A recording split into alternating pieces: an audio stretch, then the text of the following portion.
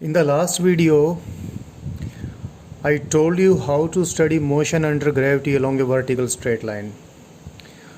One thing I must tell you before I solve some questions related to that. If something is thrown from ground and it passes 2 points vertically above the point of throw, say one point is this, the other point is this, so it passes these 2 points and say the separation between these 2 points is h. Then what I told you in the last video is when it crosses the point 1 in upward direction, whatever speed it has during its upward journey, same it will have during its downward journey. I am writing v1 v2 as speeds, so if I write them in terms of velocities, I will have to take the direction into consideration as well. If I take vertically upward direction as positive direction, when it crossed this point 1 in vertical upward direction, its velocity had been positive v1, and when it crossed in vertical downward direction, then its velocity had been minus v1. And other thing, because it will cross the point 2 also while it was passing through this in its upward journey, and next when it passed this point during its downward journey, so whatever speed it had during its upward journey, say it was v2, the same it will have when it was crossing this during its downward journey. Now taking into consideration the velocities, upward sign is positive, downward sign is negative. So the first thing is what I told you in the last video, when it crossed the point 1, its velocity was v1. When it was traveling upwards, its velocity was minus v1 when it was traveling downwards. और same बात यहाँ पर point 2 को जब इसने cross किया तो ऊपर की तरफ जा रहा था, वेलोसिटी v2 थी, और नीचे की तरफ आ रहा है इसी पॉइंट को क्रॉस करते हुए ये ऑब्जेक्ट, तो वेलोसिटी माइनस v2 है.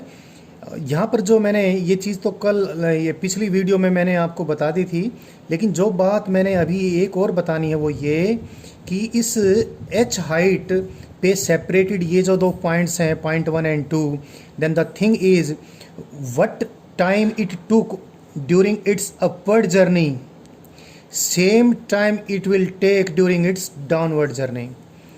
इन 2 पॉइंट्स के बीच में h हाइट का सेपरेशन है, तो ये नीचे से फेंकी गई body when it goes in vertical upward direction under acceleration due to gravity, then in that case ये जब ऊपर की तरफ जा रही थी तो h हाइट को क्रॉस करते वक्त इसका टाइम t1 था, तो जब नीचे की तरफ आ रही है तो भी h हाइट को क्रॉस करते वक्त इसका टाइम t2 ही होगा. ये आपको अच्छे से याद रख लेना है, कुछ प्रॉब्लम्स को सोल्व करने में ये काम आएगा. बट इसको मैं एक बार प्रूव कर देता हूँ, क्योंकि मैंने अपवर्ड डायरेक्शन को तो पॉजिटिव लिया, इसलिए चाहे अपवर्ड जर्नी हो चाहे डाउनवर्ड जर्नी हो, एक्सेलरेशन इज लगातार minus g. So let us solve for t1, that is upward journey के लिए हम सॉल्व कर लें इसको. अपवर्ड जर्नी में final velocity v2 is equal to initial velocity v1 plus acceleration into time taken. So what value of t1 we get? Value of t1 is v1 minus v2 divided by g. t1 time तो calculate होकर आ गया. अब t2 time calculate कर लें. ये time t2 time, यहाँ पर velocity कितनी है, यहाँ पर वेलोसिटी है माइनस v1, तो final velocity is air minus v1. जब ये ऊपर से नीचे आएगा, यहाँ वेलोसिटी थी जो यहाँ पर थी उसका बस नेगेटिव साइन के साथ minus v2, that is initial velocity when it goes from this point to this point in downward direction. And यहाँ पर जब आया इसकी वेलोसिटी है minus v1. Final velocity is equal to initial velocity plus acceleration into time taken. This time I take t2. So again what you get, you transfer gt2 on that side, what we get, t2 is again equal to v1 minus v2 divided by g.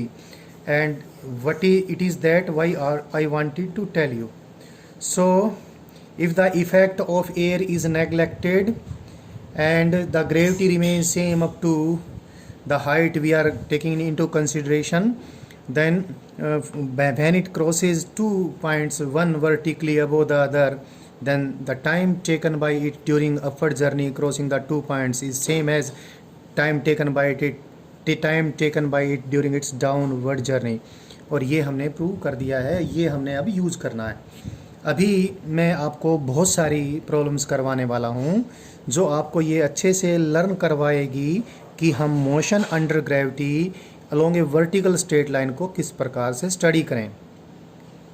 Equations वही हैं 3, और उन 3 equations को, जो 3 equation है कौन सी, uniformly accelerated straight line motion की velocity is equal to initial velocity plus acceleration into time taken, displacement is equal to U T plus half A T square and V square minus U square is equal to 2as। इनको ही use करके हमने solve करना है।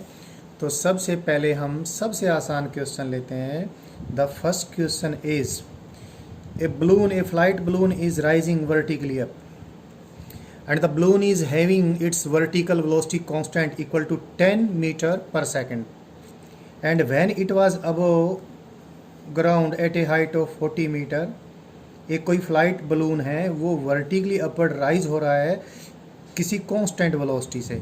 This is flight balloon, और constant velocity कितनी है उसकी, 10 metre पर सेकंड है। और जब ये ग्राउंड से 40 मीटर ऊपर है, इस बलून से कोई एप्पल ड्रॉप हो जाता है। Apple is dropped from this balloon. So what we have to find, we have to find the time taken by this apple to come down to ground. इस apple ने यहाँ से, जैसे ये इस बलून से छूटता है, यहाँ से लेकर ग्राउंड पर गिरने तक इसने कितना टाइम लिया वो कैलकुलेट करना है। वैसे एक्सेलेरेशन ड्यू टू ग्रेविटी की वैल्यू हम 9.8 मीटर पर सेकंड स्क्वायर ही लेते हैं, लेकिन कैलकुलेशन अप्रोक्सीमेट करने के लिए हम लगभग 10 मीटर पर सेकंड स्क्वायर ले लेते हैं। जो भी क्वेश्चन होगा उसमें क्वेश्चन जब भी हम देते हैं तो पहले से बोलते हैं take solve the question by taking the value of G this और दिस।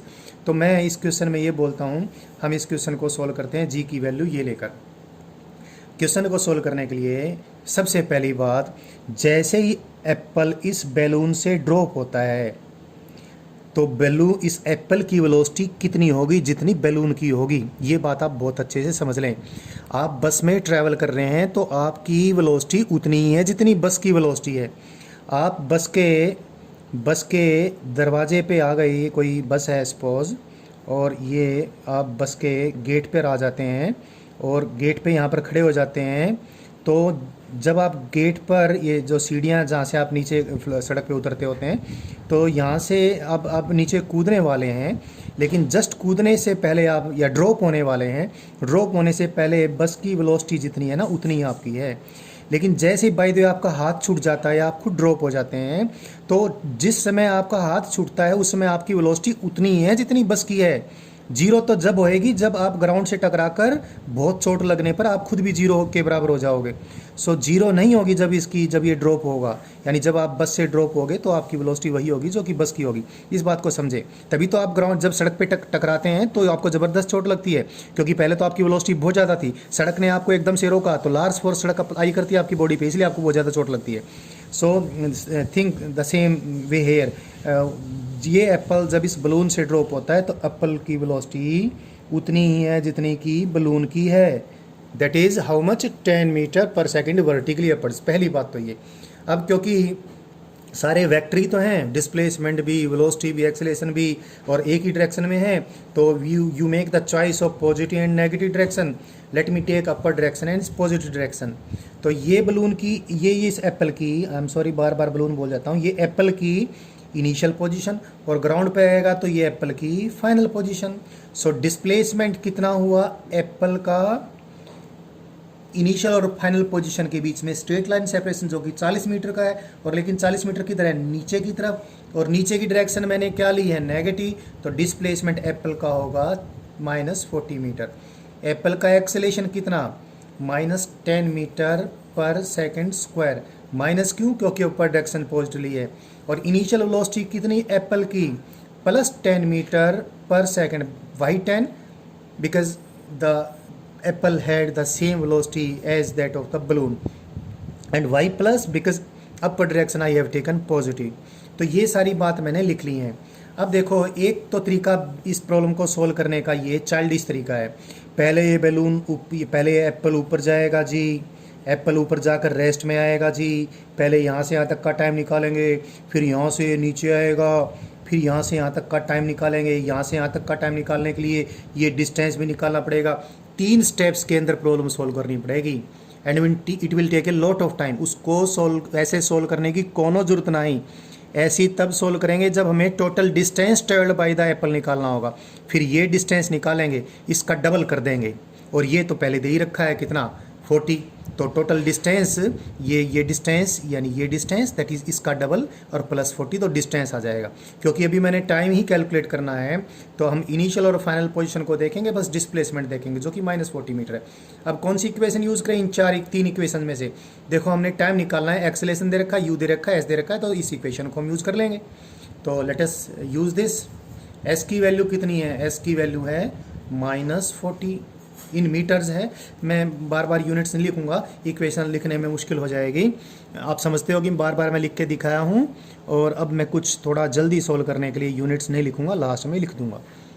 u की वैल्यू कितनी है? u की वैल्यू है 10 इंटू टी, जो कि निकालना है।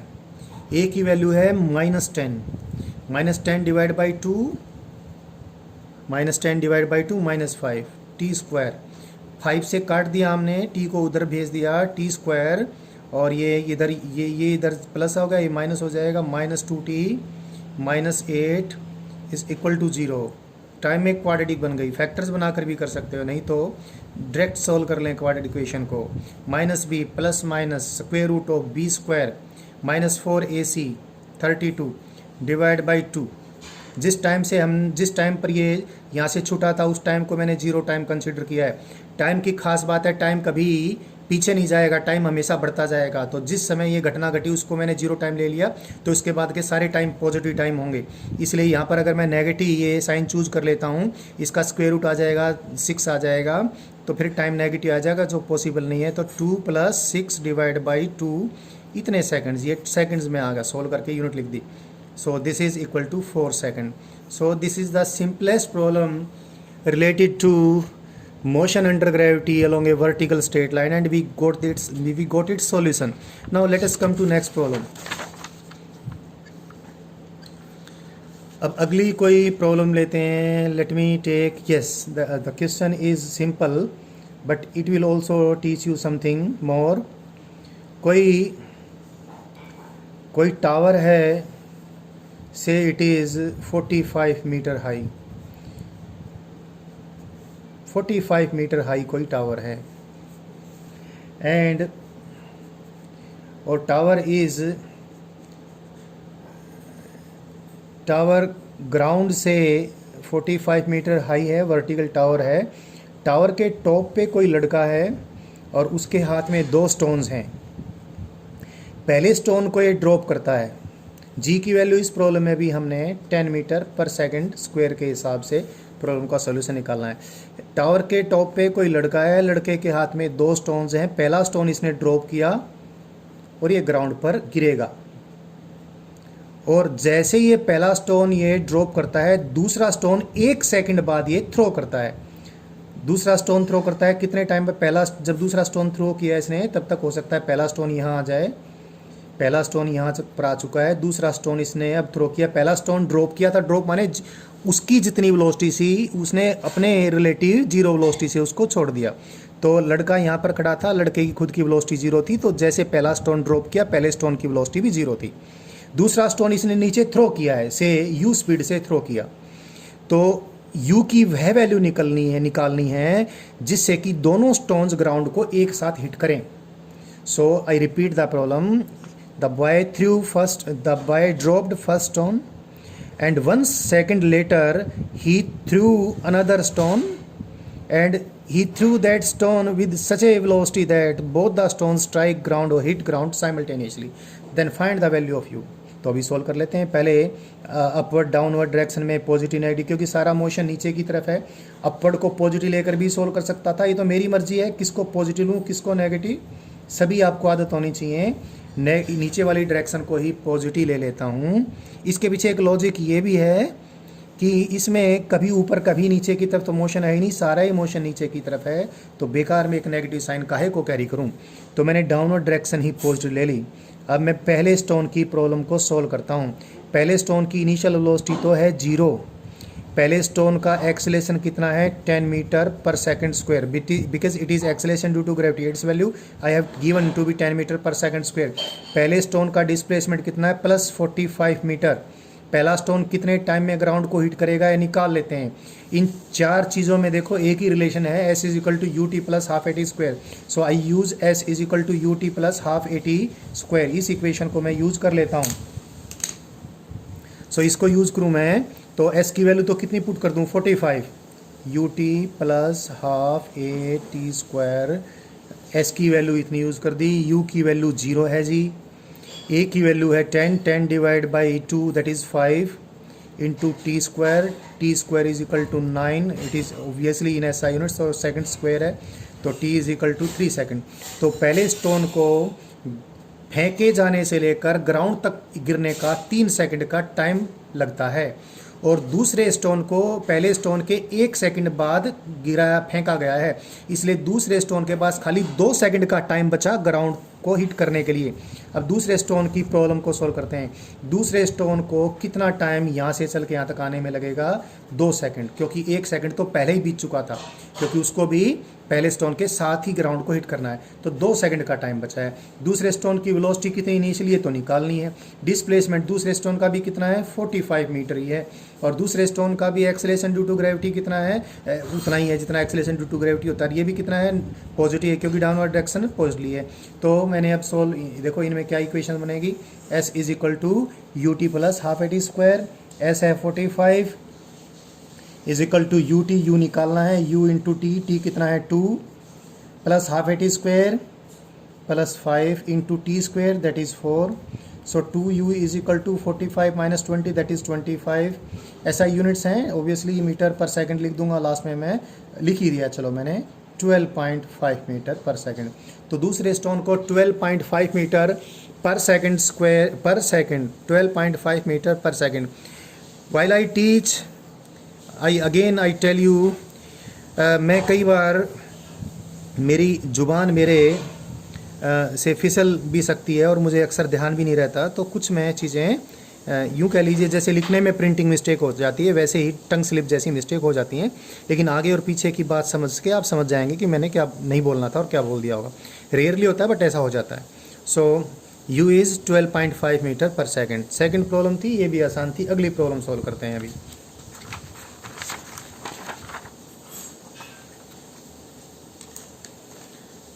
अगली प्रॉब्लम है, उसको सॉल्व करने के लिए जो आइडिया चाहिए वो मैं बता चुका अभी, बिल्कुल शुरू में बताया था। कोई window, let me tell you one thing before I solve this problem, that acceleration due to gravity in FPS units, foot pound second वाली जो यूनिट है वो 32 फीट पर सेकंड स्क्वायर होती है। So acceleration due to gravity in FPS units इतनी होती है, जो कि SI यूनिट्स में 9.8 मीटर पर सेकंड स्क्वायर है। कई बार क्वेश्चंस फिट वगैरह में भी दिए होते हैं, FPS यूनिट्स को यूज़ किया होता है, तो हम कन्वर्ट करने के बजाय यूँ का यूँ यूज़ कर लें तो बेहतर है। So the question is a window is 5 feet high,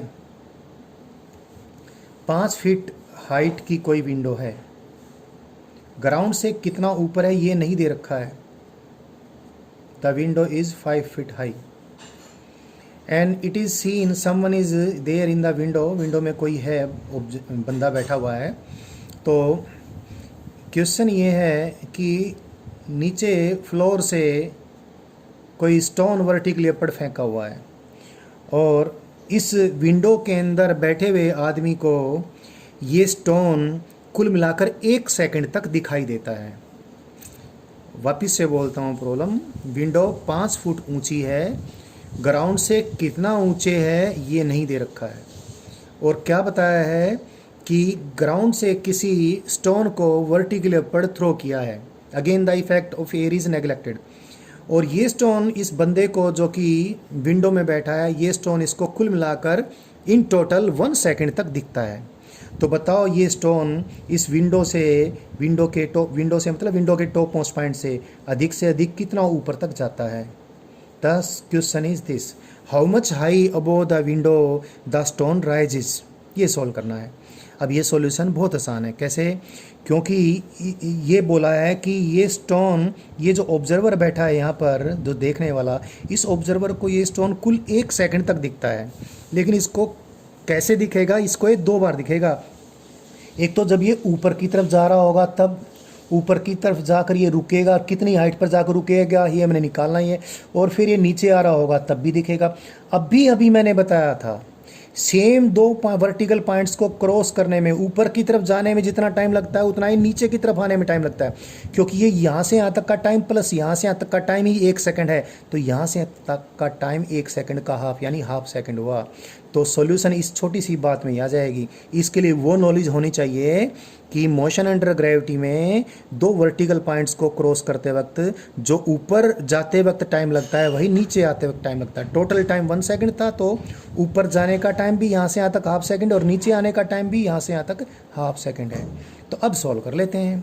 अब सॉल्यूशन में कुछ नहीं बचता है। सपोज जब ये ग्राउंड से चाहे कितनी वेलोसिटी से फेंका गया हो, लेकिन कितनी वेलोसिटी से फेंका गया है वो अपने आप ही क्लियर हो जाएगा, क्योंकि यहाँ से यहाँ तक का जाने का टाइम कितना है? हाफ सेकंड है। तो यहाँ कितनी वेलोसिटी है उस पर बहुत कुछ डिपेंड करेगा, उसके अकॉर्डिंग फिर ग्राउंड से फेंके जाने की वेलोसिटी निकल जाएगी, अगर हमें वो निकालनी है तो। Suppose when the stone reaches the lower point of the window, say its velocity is u।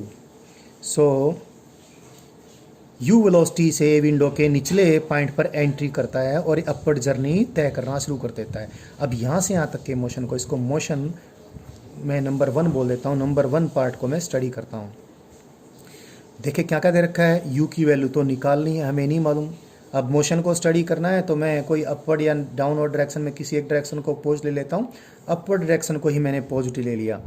यहाँ से यहाँ तक इसका मोशन स्टडी करना है। डिस्प्लेसमेंट अपवर्ड है तो +5 फीट का इसका डिस्प्लेसमेंट है। एक्सेलेरेशन कितना है? -32 फीट पर सेकंड स्क्वायर है। माइनस क्यों? क्योंकि डाउनवर्ड डायरेक्शन नेगेटिव है।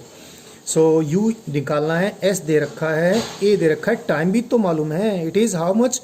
Half second. सो इन 4 चीज़ों में से एक चीज़ निकालनी है, इनके बीच वही popular equation ut + half at²। Solve कर देते हैं। This is 5 and this is u is to be determined u/2 and a is how much? a is that is 32 minus 32, so -16, and here it is 1/2, its square is 1/4। 4 इधर जाकर add हो जाएगा। u/2 is equal to 9 feet per second. u is equal to 18 feet per second. So the thing is clear कि जैसे ये यहाँ पर enter करता है इसकी वेलोसिटी 18 फीट पर सेकेंड है। अब अगर बाय द वे यहाँ कितनी वेलोसिटी थी ये भी हमें निकालनी है, तो फिर एग्जाम प्रश्न पूछने वाले को ये भी बताना पड़ेगा कि विंडो जो है ग्राउंड से कितना ऊपर है। तो अगर ये कोई क्वेश्चन है तो ये भी बन सकता है। हम ये दे देंगे ये विंडो इतनी हाइट पे है ग्राउंड से, तो बताओ इस सारी प्रॉब्लम में जब पत्थर को नीचे से फेंका गया था तो उसकी कितनी वेलोसिटी थी, वो हो जाएगी, कोई खास बात नहीं है। अब मेन प्रॉब्लम पे आते हैं। अब ये u वेलोसिटी जिसकी वैल्यू कितनी 18 फीट पर सेकंड से ये विंडो में एंटर करता है और फिर ये ऊपर जाता है और ऊपर जाकर ये रुक जाता है, फिर नीचे आता है। यहाँ से यहाँ तक की हाइट निकालनी है। यहाँ से यहाँ तक की तो 5 फीट है ही, तो मैं इस पूरे मोशन को कंसिडर कर लेता हूँ। यहाँ से यहाँ तक के मोशन को, यहाँ से यहाँ तक के मोशन में डिस्प्लेसमेंट कितना है? ऊपर की तरफ है कितना? 5 फीट प्लस h, जो कि हमने कैलकुलेट करना है। और यहाँ से यहाँ तक एंट्री करते वक्त वेलोसिटी कितनी है? +18 फीट पर सेकेंड। लेकिन जब ये यहाँ पर और ऊपर नहीं जाएगा तो इसकी वेलोसिटी कितनी हो जाएगी? 0। और एक्सेलेरेशन तो वही है ड्यू टू धरती माता, that is equal to -32 feet per second square. Minus sign इसलिए यूज़ किया क्योंकि डाउनवर्ड डायरेक्शन नेगेटिव है। अब इनके बीच कौन सी रिलेशनशिप है? बहुत आसान है। v² - u² is equal to v² - u², v² - u² is equal to 2 × a × s। v की वैल्यू है 0, u की वैल्यू है 18। 18 का स्क्वायर कितना? 18 × 18, ऐसे लिख लेता हूँ, कैलकुलेशन आसान हो जाएगी। Is equal to 2। a की वैल्यू कितनी है? -32। s की वैल्यू कितनी है? s की वैल्यू अभी लिख दूंगा मैं अगली इक्वेशन में। s की वैल्यू यहाँ से कितनी आई? माइनस माइनस कट जाएगा। 18 × 18 डिवाइड बाई 2 डिवाइड बाई 2, 16 ऐसे लिख दिया मैंने आसान करके इसको। और एस की वैल्यू कितनी है? एस की वैल्यू है, ये फिट में है सारा, एस की वैल्यू पहले ही क्या थी, मैंने लिखा था कहीं 5 feet plus H, so 5 feet plus H, H is the height above the window, it will rise, 2 से कट गया, 2 से कट गया, 9 9 81, 81 divide by 16, that is 5 feet plus 1 by 16 feet. 5 feet से 5 फीट कैंसिल होगा, h is equal to 1 by 16 feet. So the stone will rise above the window up to a maximum height of 1 upon 16 feet. So the problem is solved. Let us take another problem. एक problem और ले लेते हैं। ये problem भी मैं balloon की problem लूँगा। कोई बलून है और the balloon is again rising up with constant velocity. ये मैंने ग्राउंड के लिए सिंबल लिया। और when the balloon is at a height of 45 meter above ground, when the balloon is at a height of 45 meter above ground, जब ये ground से 45 metre height पे था, यहाँ पर बलून को देखा गया कि ये कांस्टेंट वेलोसिटी से ही अपवर्ड जाने लग रहा है और बलून की कांस्टेंट वेलोसिटी 10 मीटर पर सेकंड है। ये फ्लाइट बलून है, इसमें कोई पैराशूटिस्ट भी बैठा है। तो जब ये 45 मीटर की ऊंचाई पर था तो यहाँ से एक पैराशूटिस्ट निकलता है, बाहर निकलता है इससे। तो ये पैराशूटिस्ट जब बाहर निकलता है तो क्वेश्चन ये है कि when the parachutist bails out the balloon then the parachute of the parachutist doesn't open up immediately. 3 second के free fall means motion under gravity. 3 second के फ्री फॉल जब ये जीवन और मृत्यु के बीच झूलता रहा, 3 सेकंड बाद बंदे का पैराशूट खुलता है। यानी जैसे ही यहाँ से ये बेल आउट होता है पैराशूटिस्ट, ये पैराशूटिस्ट है, तो पैराशूटिस्ट की छतरी, पैराशूटिस्ट का पैराशूट 3 सेकंड तक तो खुलता ही नहीं है और फिर खुलता है। और अब बाद में आपको पता चल जाएगा, जैसे ही पैराशूट खुलेगा हवा के कारण पैराशूटिस्ट पे अपवर्ड डायरेक्शन में, वर्टिकली अपवर्ड डायरेक्शन में जो फोर्स लगता है वो ग्रेविटी के फोर्स से भी ज़्यादा होता है। तो क्या होगा, नेट फोर्स अपवर्ड डायरेक्शन में हो जाएगा, उससे नेट एक्सेलेरेशन अपवर्ड डायरेक्शन में हो जाएगा, उससे डाउनवर्ड वेलोसिटी कम होनी शुरू हो जाएगी। इससे जब ग्राउंड पर टकराएगा तो चोट कम लगेगी। तो यहाँ पर क्वेश्चन ये दे रखा है कि 3 सेकंड बाद जब पैराशूट खुलता है, 3 सेकंड बाद जब पैराशूट खुलता है तो ये पैराशूटिस्ट एक रिटार्डेशन, कांस्टेंट रिटार्डेशन से फिर नीचे आता है और वो कांस्टेंट रिटार्डेशन की वैल्यू है 5 मीटर पर सेकंड स्क्वायर। तो अब जो बात दे रखी वो तो ये एक बार फिर बोल देता हूँ, 45 मीटर की हाइट पर था बलून कांस्टेंट वेलोसिटी से जा रहा था और कांस्टेंट वेलोसिटी से ही जाता रहेगा, ऐसा क्वेश्चन में बोल रखा है। और जब ये 45 मीटर पे है तब पैराशूटिस्ट बाहर निकलता है। पैराशूटिस्ट 3 सेकंड तक तो मोशन अंडर ग्रेविटी के अधीन ही रहता है। 3 सेकंड बाद बंदे का पैराशूट खुलता है और पैराशूट खुलने के बाद ये कांस्टेंट रिटार्डेशन से नीचे गिरता है। तो क्वेश्चन अब ये है नंबर 1, जिस समय पैराशूट खुलता है, पैराशूट जब खुलता है तब ये बलून से कितना नीचे है, बलून से कितना नीचे होगा और ग्राउंड से कितना ऊपर होगा। तो जिस समय पैराशूट खुलेगा उस समय पैराशूटिस्ट बलून से तो कितना नीचे होगा और ग्राउंड से कितना ऊपर होगा। दूसरा क्वेश्चन ये है कि ये ग्राउंड पर किस हाइट से किस स्पीड से टकराएगा, स्पीड ऑफ हिटिंग ग्राउंड से किस स्पीड से ये हिट करेगा। तीसरा क्वेश्चन इसमें ये है, इसका टोटल टाइम ऑफ फ्लाइट कितना, यानी जैसे ये पैराशूटिस्ट बलून से बाहर निकला था उस पल से लेकर ग्राउंड से टकराने तक का टोटल टाइम कितना है। तो टोटल टाइम भी हमें निकालना है। अभी सोल्व कर लेते हैं। सबसे पहले तो सॉल्यूशन अब शुरू करते हैं। मैं अपर डायरेक्शन को ही पॉजिटिव डायरेक्शन कंसीडर कर लेता हूँ। जैसे ही ये पैराशूटिस्ट बलून से बाहर निकलेगा, पैराशूटिस्ट की वेलोसिटी भी उतनी ही होगी जो कि बलून की है।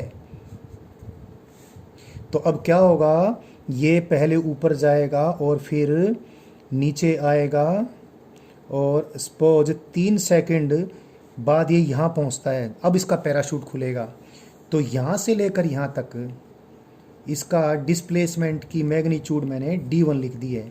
ये यहाँ से यहाँ तक का स्ट्रेट लाइन डिस्टेंस d1 लिख दिया। डिस्टेंस तो ट्रेवल टोटल ये प्लस ये है, but the point from where it bails out and the point where the parachute will open up, इन दोनों के बीच में ये स्ट्रेट लाइन डिस्टेंस यानी यहाँ से यहाँ तक के डिस्प्लेसमेंट की मैग्नीट्यूड d1 है। तो एक तो मैंने ये कंसीडर कर लिया। दूसरा, अब जब इसका पैराशूट खुलता है उस समय इसकी वेलोसिटी सपोज v1 है, ये भी मैंने कंसीडर कर ली। इसके बाद का मोशन मैं अभी थोड़ी देर में करता हूँ, पहले फर्स्ट पार्ट ऑफ मोशन को सोल्व करता हूँ। फर्स्ट पार्ट ऑफ मोशन में सारी चीज़ें लिख लेता हूँ।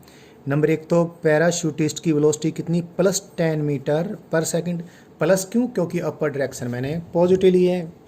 नेक्स्ट चीज इसमें acceleration of the parachutist during first part of the journey, it is -10 metre पर सेकंड स्क्वायर।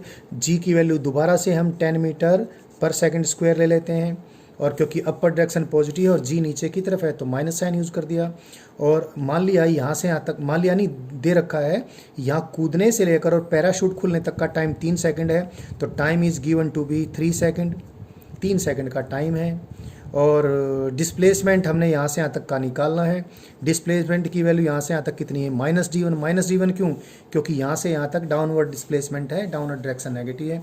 इन सारी चीज़ों में एक इक्वेशन बनती है, कौन सी, वही जो कई बार यूज़ किए हैं हम और यूज़ करते भी रहेंगे, S = ut + ½ at²। इसको यूज़ करके हम क्या निकाल लेंगे, हम ये निकाल लेंगे कि d1 की वैल्यू कितनी है। अभी निकालते हैं, इसकी इक्वेशन को यूज़ करें। s के बजाय क्या पुट कर दूँ, -d1। u के बजाय क्या पुट कर देता हूँ 10। t के बजाय पुट कर देता हूँ कितना 3। a के बजाय पुट कर देता हूँ -10 / 2 तो -5। t कितना 3 का स्क्वायर कितना 9, 45 और ये 30 कितना -15, तो माइनस से माइनस साइन कट जाएगा। d1 = 15 metre. तो भैया जब पैराशूट खुलता है तो ये 15 मीटर का डिस्टेंस है, यहाँ से यहाँ तक का 15 मीटर का ये डिस्टेंस है, तो ये कितना बच गया, 30 मीटर का बच गया। 45 तो टोटल ही था। तो एक पार्ट आधा सोल्व हुआ क्या, जब इसका पैराशूट खुलता है तो पैराशूटिस्ट ग्राउंड से 30 मीटर की हाइट पर है। अब ये भी तो बताना है, जब पैराशूट खुलता है तो बलून से कितना नीचे होगा। ये बलून रुका नहीं है, बलून 3 सेकंड तक लगातार चलता रहा। पहले ये देख ले बलून 3 सेकंड तक कितना जाएगा। तो पहले पार्ट में बलून का मोशन तो हमने स्टडी करा ही, बलून का भी मोशन स्टडी कर लेते हैं। बलून का डिस्प्लेसमेंट यहाँ से यहाँ तक सपोज h है, सो s is upward, s = u कितना 10, t कितना 3। बलून का एक्सेलरेशन 0 है क्योंकि कांस्टेंट वेलोसिटी जा रहा है, तो बलून इस दौरान कितना मीटर ऊपर जा चुका है, 30 मीटर ऊपर जा चुका। तो बलून और किसके बीच में distance between balloon and parachutist is, ये यहाँ से 30 मीटर ऊपर है, ये यहाँ से 15 मीटर नीचे है, तो 45 मीटर। तो पहला पार्ट सोल्व हो जाता है क्या, when the parachute opens up the parachutist is 45 meters below the balloon and 30 meters above the ground. But if we start solving the second part, we need the velocity of the parachutist, the time the parachute opens up. जब parachute खुलता है तब तक यहाँ से लेकर यहाँ तक तो मोशन अंडर ग्रेविटी था, तो v1 की वैल्यू निकाल लें। ये पहले पार्ट को ये भी हम में v1 निकाल लेते हैं। Final velocity v1 = initial velocity 10 plus acceleration जो कि कितना है -10 इंटू टाइम टेकन कितना भाई 3, तो ये इतने मीटर पर सेकंड आ जाएगा। तो v1 की वैल्यू कितनी, -20 मीटर पर सेकंड। माइनस साइन का मायना अपने आप ही क्लियर है, जब ये पैराशूट खुलता है तो पैराशूटिस्ट की वेलोसिटी -20 मीटर पर सेकंड है। एक बार यहाँ से देख लें, 20 मीटर पर सेकंड होता है 72 किलोमीटर प्रति घंटा, 72 किलोमीटर पर आवर, और ये अभी तो 30 मीटर ऊपर है। अगर ये 30 मीटर और नीचे आएगा तो इसकी वेलोसिटी बहुत बढ़ जाएगी, मतलब कोई चारा ही नहीं मरने के अलावा। अगर पैराशूट नहीं खुलता है तो ये जब ग्राउंड से टकराएगा तो हड्डी पसली सब टूट फूट जाएंगी, बिल्कुल कचूमर निकल जाएगा। तो ये पैराशूट अब खुलेगा। अब चलो जो भी कुछ है वो एक प्रैक्टिकल बात अलग है, हमने एक क्वेश्चन सोल्व करना है। तो अब ये सेकंड पार्ट को देखें। सेकंड पार्ट में अब ये देखें, ये बोला है कि पैराशूट खुलने के बाद रिटार्डेशन हो जाता है 5 मीटर पर सेकंड स्क्वायर का।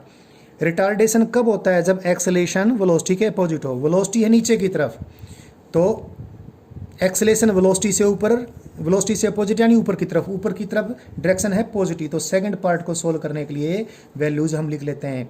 एक्सेलेरेशन इज +5 मीटर पर second square because the acceleration is opposite to velocity because it is retardation and velocity is downward, so acceleration upward direction is taken positive, so acceleration is +5 meter per second square.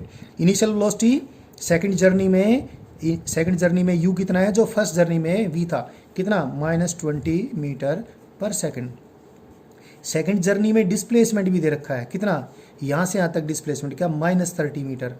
जब ये ground टकराएगा तो यहाँ से यहाँ 30 metre नीचे आएगा। तो time निकाल लेते हैं, यहाँ से टाइम भी निकल जाएगा और यहाँ से जब ये ग्राउंड से टकराएगा तो फाइनल वेलोसिटी भी निकल जाएगी, सारी चीज़ें निकल जाएंगी। तो पहले यही निकाल लेते हैं, v² - u² = 2as का इस्तेमाल करके। v की वैल्यू निकालनी है, u की वैल्यू दे रखी है -20 का स्क्वायर +400, a की वैल्यू कितनी है? +5 × 2 यानी +10 × s की वैल्यू कितनी दे रखी है? यहाँ से यहाँ तक s है डिस्प्लेसमेंट, नो डिस्टेंस, -30। सो v² = 100। सो v की वैल्यू मैं यूनिट से एक बार इस्तेमाल नहीं किया हूँ, अभी कर लूँगा। v = या तो प्लस इसका स्क्वायर रूट 100 का 10 आएगा। तो अब आप खुद देख के बताएं v की वैल्यू में +10 मीटर पर सेकंड लूँ या -10 मीटर पर सेकंड। अगर +10 मीटर पर सेकंड में ले चुका होता तो ये ऊपर की तरफ जा रहा होता, ग्राउंड से कभी टकराता है नहीं। तो मुझे क्या चूज़ करना है? -10 मीटर पर सेकंड। तो जब ये ग्राउंड से टकराता है तो पैराशूटिस्ट की वेलोसिटी -10 मीटर पर सेकंड है, जो कि 36 किलोमीटर पर आवर के बराबर है। अगर पैराशूट नहीं खुलता तो 72 तो यहीं थी, और यहाँ से आते आते तो पता नहीं कितनी, मतलब कितनी कैलकुलेट कर लेते हैं, ज़्यादा बड़ी बात नहीं है, बहुत ज़्यादा वेलोसिटी होगी। तो अभी भी चोट लगेगी लेकिन कंपेरेटिवली वो सेफर रहेगा। तो कोई बात नहीं, v की वैल्यू निकाल ली है। अब यहाँ से यहाँ तक का टाइम और निकाल लें। यहाँ से यहाँ तक का टाइम कैसे निकाल लें? या तो v = u + at से लिख दें, या s = ut + at से, ये आसान है। या तो s = ut + ½ at² से निकालें, या v = u + at से। v = u + at का इस्तेमाल कर लें, बिल्कुल आसान है। v की वैल्यू -10, u की वैल्यू यहाँ पर कितनी थी? ये थी माइनस, जो यहाँ पर हो गई थी, दैट वाज -20। सो -20 ये लिख भी रखा है मैंने। और a की वैल्यू क्या है? +5 × t। So you can see from here that 5t = 10, t = how much? 2 second. तो पैराशूट खुलने से लेकर और ग्राउंड से टकराने तक का टाइम इसका 2 सेकंड का है। और पैराशूट खुलने तक ये 3 सेकंड तक पहले ही हवा में था। तो हवा में यानी फ्लाइट में कुल कितनी देर तक रहा? ये 3 + 2 that is 5 second. So this question is solved. So I have solved a few questions related to motion along a vertical straight line under gravity। एक और कर लेते हैं चलो, और थोड़ी प्रैक्टिस हो जाएगी। लेकिन वो क्वेश्चन जो भी करवाने वाला हूँ और भी आसान है, कोई नहीं, प्रैक्टिस के लिए ठीक रहेगा वो भी। कोई टावर है, 100 metres high tower is there, 100 metre ऊंची कोई टावर है। बिल्कुल इजी क्वेश्चन है। और 2 लड़के हैं, एक तो टावर की छत पर है और एक बिल्कुल वर्टिकली डाउन है। इस लड़के ने कोई बॉल ड्रॉप की है, ड्रॉप का मतलब u = 0, इसको बॉल a बोल देता हूँ। जिस समय इस लड़के ने बॉल ड्रॉप की, ये लड़का नंबर 1, ये लड़का नंबर 2, इस लड़के ने, दूसरे लड़के ने वर्टिकली अपवर्ड कोई बॉल थ्रो की 50 मीटर पर सेकंड से। ये बॉल B बोल दिया हमने। The line along which the ball B is thrown up is the same along which the ball A is dropping down। तो बॉल A और ball B same vertical line के along move कर रही हैं। दोनों एक साथ थ्रो की गई, जिस समय थ्रो या ड्रॉप की गई, जिस समय इनको थ्रो या ड्रॉप किया गया, सपोज उसको मैंने 0 टाइम मान लिया। अब क्वेश्चन ये है, अब ये रास्ते में टकराएंगी, तो क्वेश्चन ये है, ये जब दोनों बॉल टकराएंगी तो वो ग्राउंड से कितनी हाइट पर टकराएंगी, नंबर 1।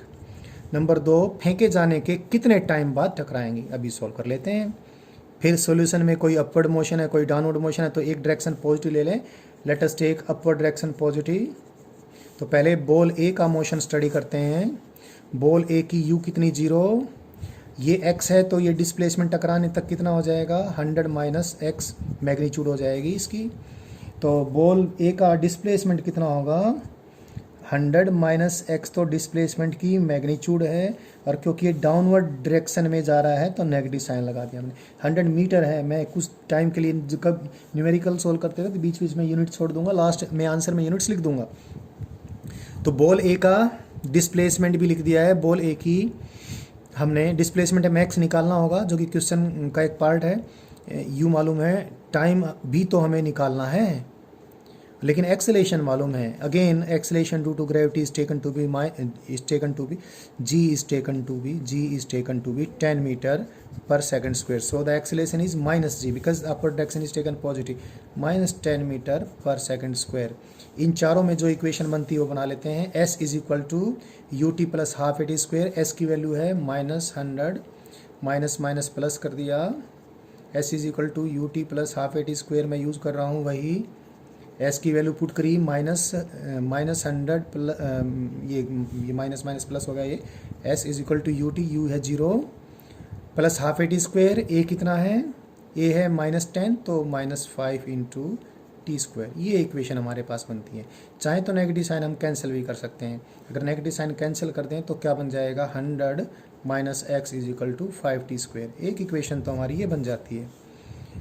अब दूसरी बॉल के मोशन को, ये motion of ball A study किया था, बॉल बी का मोशन हम स्टडी कर लें टकराने तक। मतलब टी टाइम बाद टकराती हैं, यहाँ पर टाइम कौन सा टाइम है जब ये टकराती हैं। तो बॉल बी के लिए भी इस इक्वेशन को यूज़ करें। बॉल बी के लिए यू की वैल्यू लिख देते हैं, पहले ही लिख रखा है यहाँ पर 50 मीटर पर सेकंड, वर्टिकली पढ़े तो पॉजिटिव। बॉल बी का भी एक्सेलेरेशन -10 मीटर पर सेकंड स्क्वायर, क्योंकि डाउनवर्ड डायरेक्शन नेगेटिव है। डिस्प्लेसमेंट बॉल बी का x के बराबर है, वर्टिकल पड़ जाएगा। टाइम इसका भी t है जो कि निकालना है। इक्वेशन यूज़ करें वही की वही। s is equal to U T, u कितना है 50 into t plus half A T square minus 5t square. ये इक्वेशन नंबर 2 आ गई। इक्वेशन नंबर 1 को मैं वापस यहाँ लिख देता हूँ, 100 माइनस एक्स। इक्वेशन नंबर 1 जो बनी थी उसमें नेगेटिव साइन कॉमन लेकर हमने ये चेंज कर लिया था, ये आ गया था 5t स्क्वायर। दोनों को ऐड कर दें, x कट जाएगा, टी स्क्वायर 5t स्क्वायर से 5t स्क्वायर कट जाएगा। 100 equal to 50t, t is equal to 2 second. तो ये फेंके जाने के 2 सेकंड बाद आपस में टकर जाती हैं। अब फिर क्या निकाल लें, x की वैल्यू निकाल लें यहाँ से। x is equal to 50 into 2 that is 100 minus 5 into 4 that is 20, so it is how much, x is equal to 80 meter. So the two balls collide at a height of 80 meters above ground, and after throwing they collide 2 seconds after throwing them. So these were a few problems related to the study of motion under gravity along a vertical straight line.